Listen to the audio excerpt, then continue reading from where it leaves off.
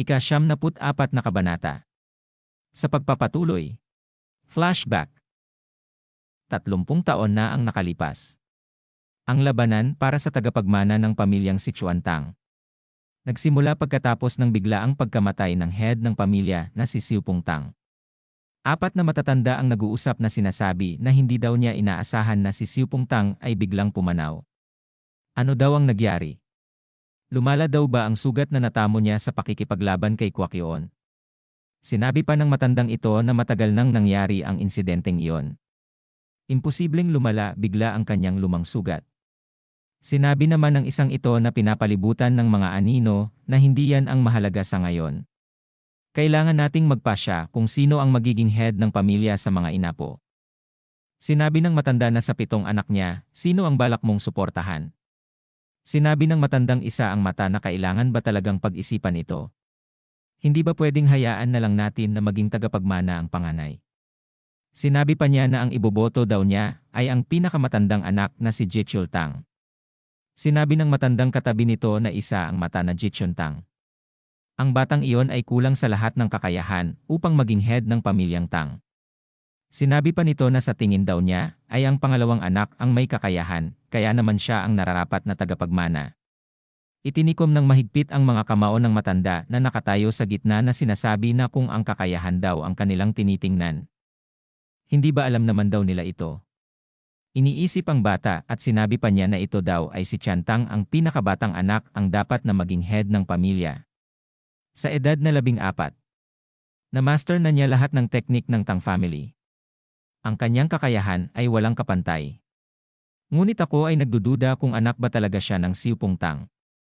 Sinabi ng isang matanda na hindi daw ba't ang batang iyon na dinala ni Siu Pung isang araw mula kung saan na sinasabing ito ay ang kanyang sariling anak. Hindi natin mailalagay ang isang bata na hindi alam ang pinanggalingan bilang susunod na tagapagmana. Tsaka bata pa siya. Siya daw ay umabot lamang sa edad na 14. Kailan pa nag-aalala ang pamilya ng Chuan Tang sa edad? Ang dating pinuno, si Siu Pung Tang, ay hinirang din bilang head ng pamilya sa edad na 20 dahil sa kanyang mahusay na kakayahan. Nakaisip ng paraan ang isa sa matanda na sinasabi na dahil magkaiba tayo ng opinyon tungkol dito, bakit hindi natin gawin yon? Nagsalita ang isa na namang elder, at patanong na sinabi na ano daw yung gagawin. Sinabi ng isang mata na elder na ay di ang tradisyon daw ng Tang family na Mortal Kombat Tournament. Para malaman daw nila ang susunod na head ng pamilya. May nagsalita na elder na sinasabi na aba. Isang paligsahan para matukoy ang susunod na pinuno, hindi ba't iyon ang tradisyong sinusunod natin 100 taon na ang nakalilipas? Nakatingala ang 4 na elder na sinasabi ng isa sa kanila na ang mabubuhay pagkatapos patayin ang lahat ay magiging ulo ng pamilya.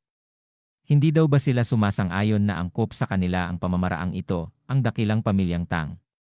Sinabi ng isang elder na sumasang-ayon daw siya. At sinabi din ng isang elder na pumapayag din daw siya. Lumipat na ang eksena kung saan bilog ang buwan na makikita ang lumang tahanan. Isang pusa ang pumasok sa loob ng tahanan, nakatitig ang pusa at mukhang masaya na may nagsasalita na andito na naman daw ito. Hinihimas ang pusa sa ulo na sinasabi ng bata na hindi ka dapat pumuslit dito ng ganito. Kung hindi, maaari kang mahuli upang mapag-eksperimentuhan. Nakaupo na ang bata sa bangko at ang pusa ay nasa kanyang mga hita na hinihimas nito. Sinasabi ng bata na ngunit ganun pa man, ikaw lang ang pumupunta para hanapin ako tuwing gabi. Nagulat ang pusa nang may makita, agad na tumalon buhat sa mga hita ng bata at tumakbo papunta sa pintuan. Isang anino ang nasa gilid ng pintuan na sinasabi na ano daw yon. Isa lang daw palang pusa. Napatingin ang bata sa may pintuan kung saan naroroon ang anino. Ito pala ay ang second families ng si Chuan Tang, Young Master Jiak Tang. Sinabi nito sa bata na Chan, bakit daw siya nag-iisa dito? Tumugon ang bata na si Chan na big brother. Ano daw ang dahilan kung bakit siya napapunta dito?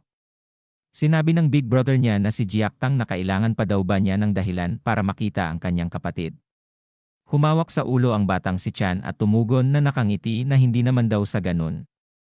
Tinatanong na sinabi ng kanyang big brother na kung nabalitaan na daw ba niya ang balita. Sila daw ay sisimulan na ang tournament upang malaman na ang susunod na head ng family. Tumugon na sumagot ang batag si Chan na nabalitaan na daw niya yon. Nabalitaan din daw niya na kailangan din niyang sumali doon. Tinitingnan ng kanyang kuya ang batang si Chan na sinasabi na kung alam daw ba niya ang tungkol dito. Nagtataka na tumugon na sinabi ng batang si Chan na sa totoo lang hindi daw siya sigurado. Ito daw ba ay katulad sa nakikipag-sparring sa isa't isa? Sinabi ng kanyang kuya na si Jiak sa kanya na sila daw ay magpapatayan sa isa't isa. Hanggang ang isa sa kanila ang matira. Nagulat sa kanyang narinig ang batang si Chan. At tinanong ang kanyang kuya na si Jiak na kung ang sinasabi daw ba nito na silang magkakapatid ay magpapatayan sa isa't isa. Tumugon na sinabi ng kanyang kuya na si Jiak na tama daw iyon, 100 taon na ang nakalipas. Sinasabi nila na ganito daw pumili ang Tang family ng kanilang magiging head ng pamilya. Sinabi ng batang si Chan sa kanyang kuya na si Jiak na kaya daw ba ang dami nitong bodyguards na dinala. Nagtataka ang kanyang kuya na si Jiak na sinasabi nito sa batang si Chan na ano daw ang kanyang ibig sabihin. Siya daw ay pumunta dito ng mag-isa. Nagulat ang kanyang kuya nang mapansin na rin niya ang mga ito. Tumingin sa batang si Chan na sinasabi na ito daw ay hindi maari. Sila daw ay natuklasan na siya. Makikita ang mga lumiliwanag na mga mata sa madilim na bahagi ng bahay na tinitingnan ang dalawa na nag-uusap. Pagkatapos isang malaking pagkasabog ang makikita dahilan ng pagtalon sa ere ng mga assassins. Mula sa isang makapal na usok ay nagsulputan ang mga kunay na inihagis sa mga assassin na madali lang naharang ng mga ito. Pagkatapos ay lumabas sa makapal na usok sina Jiak at ang batang si Chan na tumalon sa ere. Sinabi sa batang si Chan ng kanyang older brother si Jiak na ang mga assassin daw ay mahusay na sinanay. Sa tingin daw niya ang lahat daw ay nasa peak martial master. Sinabi ng batang si Chan na talaga daw ba. Naglaban na sila na hinagisan muli nila ang mga ito ng mga kunay na madali lang naharang ng mga assassin. Nagulat si Jiak nang makita niya na may mabilis na parating na enerhiya na may kasamang lason. Mabilis na hinarang ng kanyang pamaypay na sinasabi ni Jiak na ang paggamit ng lason laban sa kanya na pangalawang yang master ng Tang family. Hindi daw ba na parang minamaliit nila ang pamilyang Tang? Nilagyan niya ng lason ang kanyang pamaypay na galing sa maliit na bote at sinasabi nito na ipapakita daw niya ang tunay na lason na nagmula sa pamilyang Tang. Na hindi maaaring harangan sa kahit na anumang paraan. Hinawi ang kanyang pamaypay pagkatapos ay isang malakas na hangin na may kasamang lason ang tumama sa mga assassin na tumama sa mga liig nito. Ang mga assassin ay sumisigaw sa sakit habang hawak ang kanilang mga liig na pumupuslit ang mga dugo. Nagulat si Jiak nang may mapansin siya sa likod na isang assassin na atakihin na siya ng kanyang sandata na kadena na may karit sa kabilang dulo. Napalingon na malapit nang tumama sa kanya ang karit na may lason na sinasabi niya putik. Siya daw ay malapit nang mapahamak. Isang bagay ang mabilis na tumama sa karit dahilan ng paglihis ng atake ng assassin. Isang piraso pala ng bato ang tumama sa kadena. Mabilis na tumalon si Jiak sa ere upang kunin ang karit na ikinagulat ng assassin. Pagkatapos makuha ang karit ay agad nitong itinusok sa dibdib ng assassin. Mabilis na lumingon at sinasabi niya na salamat daw sa pagtulong. Sa kanya, sinabi pa niya na kung siya daw ay. Hindi na ituloy ang pagsasalita nang makita niya na maraming pinatay na assassin ang batang si Chan. Tinitingnan ang batang si Chan na sinabi sa isip ni Jiak na pinabagsak niya ang napakaraming assassins sa harap ko. Siya talaga ang genius ng Tang families na hindi pa natutuklasan.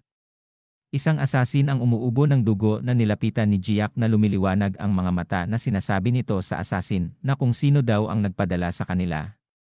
Tinusok sa balikat ng espada ang assassin na sinabi na hindi daw niya pwedeng sabihin sa kanila. Nakatingin si Jiak sa assassin na sinasabi ng batang si Chan na Big Brother. Nagagalit si Jiak na sinasabi na sabihin na daw niya kung sino daw ang gustong pumatay sa kanilang dalawa na si Chan at siya.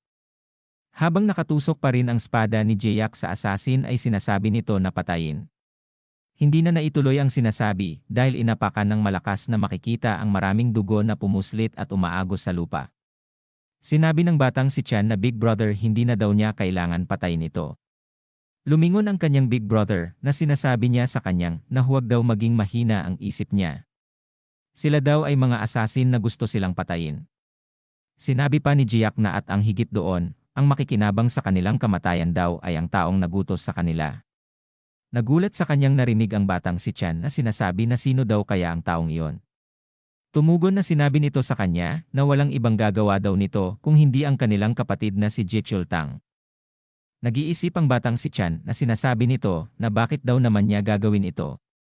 Seryosong sinabi sa kanya ni Jiyak na parang hindi lang daw sila ang sinusubukan nitong patayin pati na daw ang iba pa nilang mga kapatid para siya ang maging head ng pamilya. Sinabi pa nito sa batang si Chan na inaasahan na daw niya ito. Kaya nga siya daw ay naparito para hanapin ito.